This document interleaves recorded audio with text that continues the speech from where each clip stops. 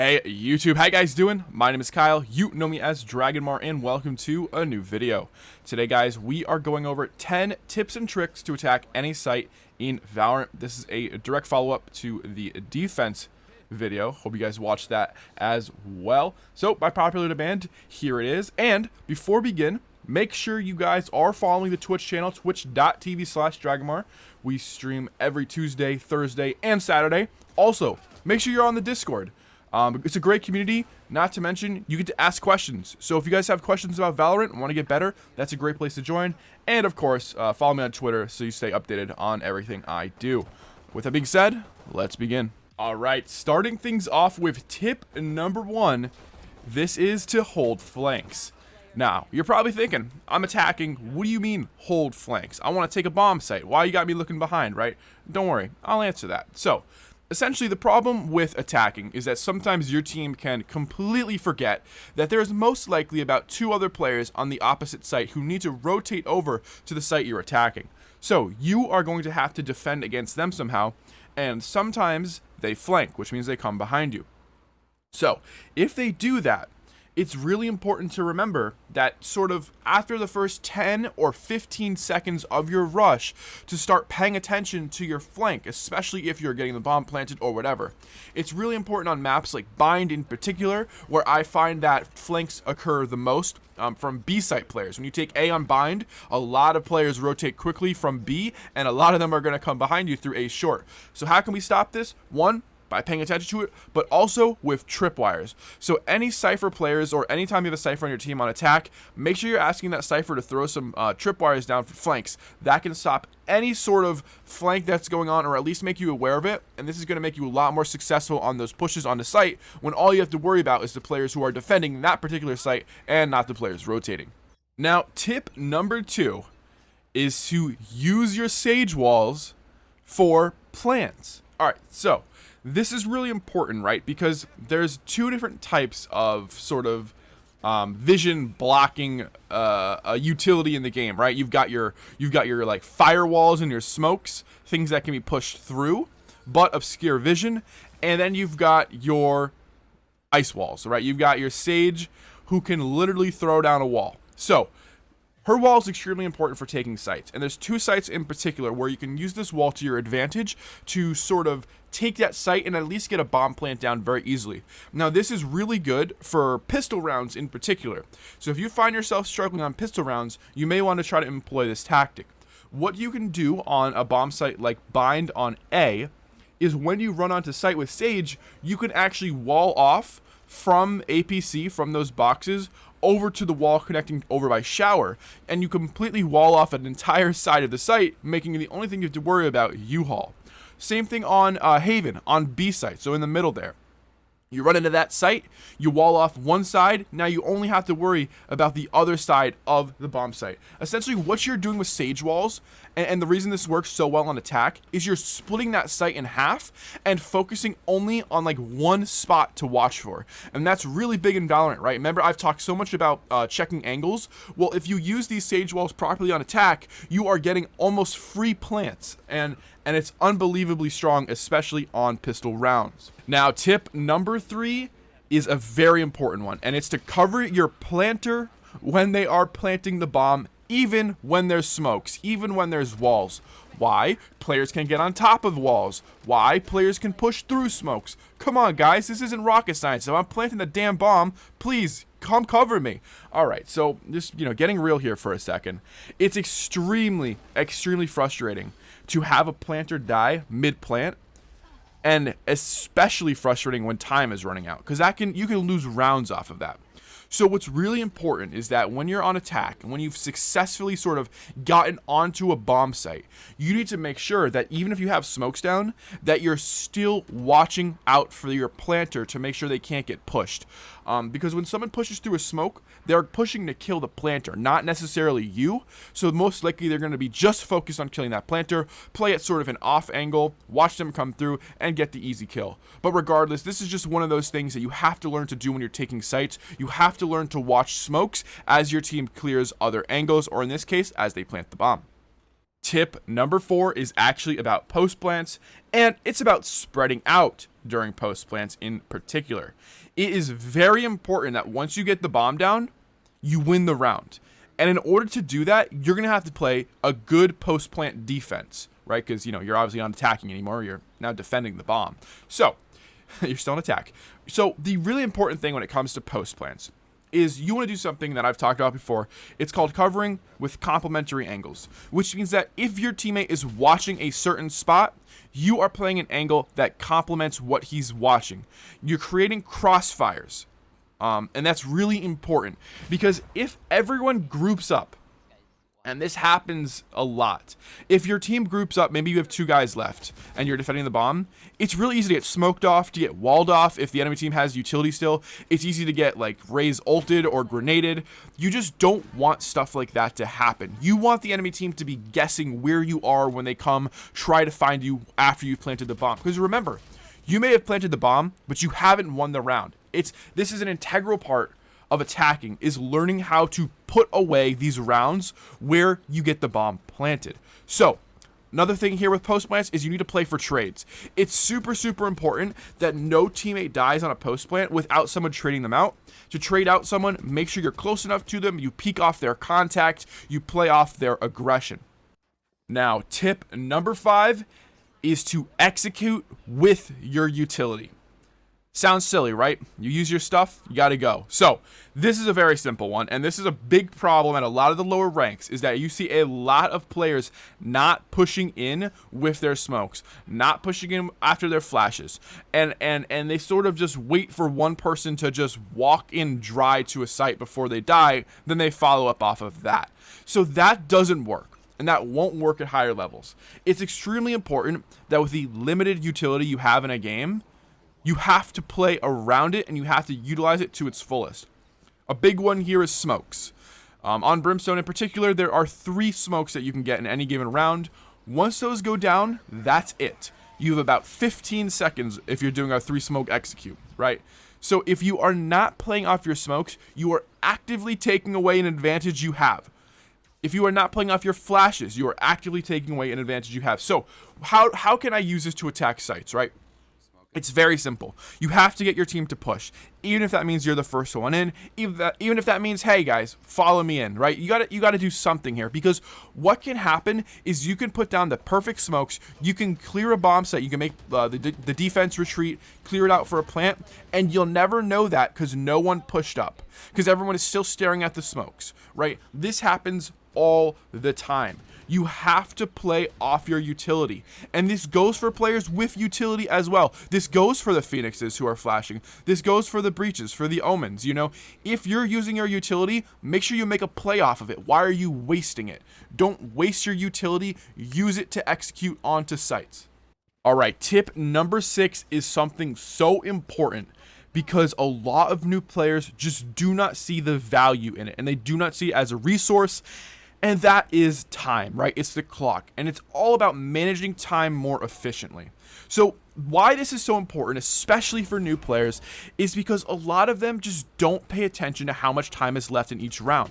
They may rotate to a site with 5 seconds left and not even make it halfway there. They may run into a bomb site with 10 seconds left and wonder why the enemy team is ready for them. They may run into a bomb site with 1 minute and 45 seconds left and wonder why their team is surprised that they're rushing and they're dying in, right? There's a million things I could say here.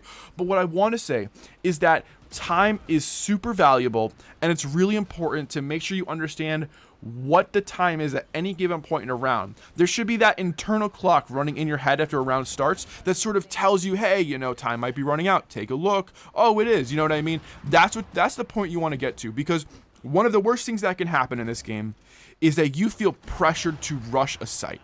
You never ever want to rush your plants. You never want to rush your clears. You want to be able to take your time. You have to be able to manage time more efficiently. If your team is slow, not pushing in, you need to be the one to tell them, hey guys, come on, we got to pick it up. We're running out of time. You cannot constantly attack, and I've seen this. You cannot keep attacking bomb sites with 15 seconds left. It's way too predictable. You have to be able to be unpredictable. You have to be able to take those bomb sites with 1 minute left, so that you have plenty of time to clear all the angles, to check all the corners, and to make sure you are actually cleared to plant. make sure you're paying attention to the time. All right, guys, so tip number 7 is huge. This is a big one, and this is something that is extremely important the higher you get in rank in Valorant. And tip number 7 is to hold pushes while your teammates clear. And your teammates here, we're really referring your entry fragger or the first person in to whatever given situation. So this is the person leading the charge. And what I mean by this is that you want to hold angles that they've already cleared where an enemy can still come from. So think of garage on Haven, right? After you've cleared window, you make sure no one's in there, someone can still rotate over from CT, come into window, and kill your whole team. Your entry fragger is not going to keep holding window. He's gonna start making his way towards C. So what you have to realize here is it's your job as the person following them in. They did the hard work. They went in, they cleared the angles, garage is clear. Someone can still rotate through into window. It's your job to hold that. You have to hold that angle, because if you don't, it's possible for someone to walk in there, kill your entry fragger, kill you, kill your team, right? Someone has to hold that angle. It's your job. This is all part of being a team player. You have your entry fragger doing their job. It's time to do your job. This is something a lot of new players miss. They think, okay, someone's cleared this angle, I don't have to worry about it. That's only true for angles where someone cannot rotate into them. So if you clear like an angle where there's just some boxes and no one's behind it, great. We know no one can get there. But like things like U-Haul, things like Heaven, players can always rotate into those positions without being seen. So it's always important that when you're not entering, you are still covering an angle where an enemy player can possibly rotate through.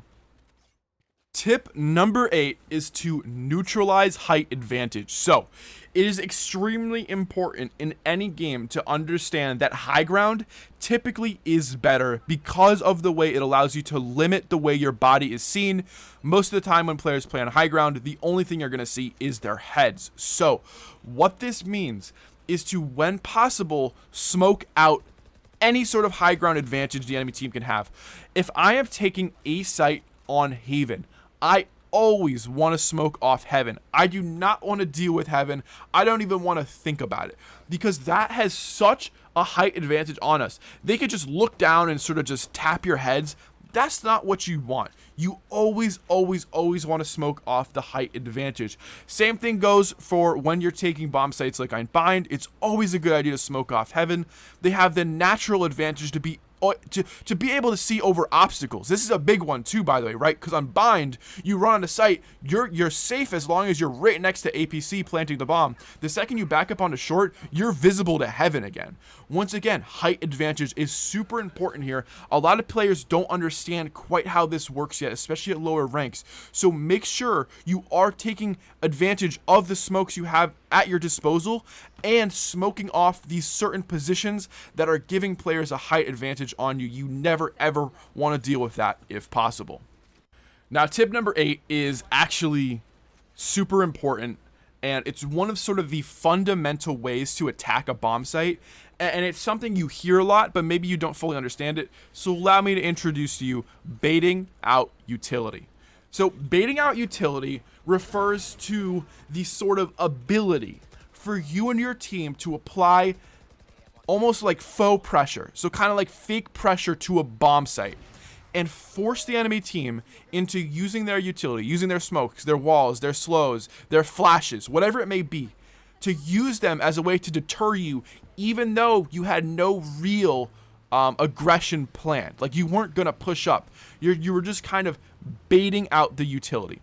That is so big brain. It's so important too, because a lot of players don't understand why they're failing to take bomb sites. The reason they're failing to take bomb sites is because the enemy team still has full utility when they're trying to take them. They're like, oh my god, everything smokes, there's mollies everywhere, I'm getting flashed, like, what's going on? Well, did you apply any pressure beforehand? Did you just run in dry and think you were going to take it that easily? It is extremely important to learn how to bait out utility. Sometimes this can be as simple as just walking slightly towards a bomb site and firing a few shots. You might be able to force out a few smokes, maybe a wall here and there, maybe a molly. Maybe you use a molly, and in response, the enemy team uses some smokes themselves. It's really important to understand that baiting out utility also can extend the length of the game as well. And what I mean by that is that by baiting out utility, suddenly you have an opportunity to rotate to the other bomb site, because now with that utility being baited out, they have less on the bomb site. They might ask for help from another player because now they feel like they're at a disadvantage because they don't have the utility they once had. As that player rotates over to site, your team can rotate to their site, make a sort of aggressive assumption, if you will, rotate over to the other site and take control there now that they're down a man. Regardless of what you do, it's extremely important, no matter what way you cut it, to bait out as much utility as possible before taking a site. Using your own utility can come in handy here. Sometimes using one smoke is enough to get enemy players rotating and to get them thinking it's going to be a take. At that point, you then rotate. But regardless, guys, this is so important, and I really hope you guys use this to your advantage. Alright guys, you want some tips for taking sites? Here's one. Stop attacking sites that have the entire team at them. So, we're talking rotations now. Tip number 9 is to rotate to the open sites. Now, open doesn't necessarily mean that there's nobody playing on it, but what I'm talking about here is that oftentimes, like I said in tip 8, after you bait out utility, you can pull over big rotations. So you have to learn when rotating is actually useful. There's a few ways you can do this. On certain maps, and occasionally, you'll actually see 3 to 4 players at a time, depending on where you are in the map, and you might be able to see them all on one bomb site. Any situation where I see 4 players playing a site, I would instantly tell my team to, hightail it over to the other bomb site, so literally sprint over there, because first of all, you're going to make it there before the majority of the other team does, and also if you make it there on time, you might be in a 5v1 situation for the bomb site. Do not be stubborn when it comes to taking sites. Do not feel like you have to take a site because you've already committed some utility there. It is okay to rotate, and it's a big part of this game is to use that brain to think about where you can actually go instead of forcing things. Don't force it. Be smart about the way you take sites, okay? If there's a lot of players on a site, make a little noise, make a little pressure, rotate over to the other site, take the open site. And finally, guys, tip number 10 is to use your utility to force players out of those tough positions. So a lot of times what you can actually do is, for me, or for I say me, but for a Brimstone, for a Phoenix, Viper, use your mollies to force players out of like cubbies or sort of behind boxes, places where it's extremely hard to force them out of without sort of turning that corner and getting into a really close one-on-one. This is going to help you take sites a lot, because what you're doing is you're either requiring that player to stand inside of a molly, or you're going to make them run. The second they run, you have the easiest shots in the world to just take them out, and suddenly you're at an advantage on site. The way I think about this is on the B bomb site on bind, in that little cubby over to the right of the site, right where CT door is. You come out of CT door, there's that cubby there. That cubby almost always has a player in it. If you just shoot a molly in there, you force that player to come out of that cubby, and it allows you an opportunity, a short little window there, where you have like 3 to 4 free shots on them before they can even fire back and before they even get into cover. Those are the situations you're looking for. You need to learn how to use your utility to force players out of their little strongholds, their little hidey holes. Get them out of there. Get that attack going onto the site by forcing out the players, get that entry frag, and then make your aggression from there. There's a lot of different places on every site where one molly is all it takes to push someone out. Use that to your advantage, and you'll find that taking sites is going to become a lot easier because you're not so stressed out about peeking in those extremely difficult angles where essentially you're asking for like a 50-50 on whether they're going to kill you first or you're going to kill them. And guys, that is going to do it for the video today. I hope you all enjoyed. I hope you learned something new. And as always, guys, stop by the stream. Stop by the Discord. I am more than happy to answer your questions. This Saturday at 11 a.m. Eastern, we're doing our long stream, 6 hours long. Make sure you stop by. Going to be doing some VOD reviews and also grinding ranked on the second account. So I hope to see you guys there. I hope you enjoyed the video. And as always, please remember to hit that subscribe button. It does mean a lot to me, and the community has grown so much recently. It's been wonderful to see. So thank you very much for watching. Thank you for supporting me, and I will see you guys next time. Take it easy, and peace.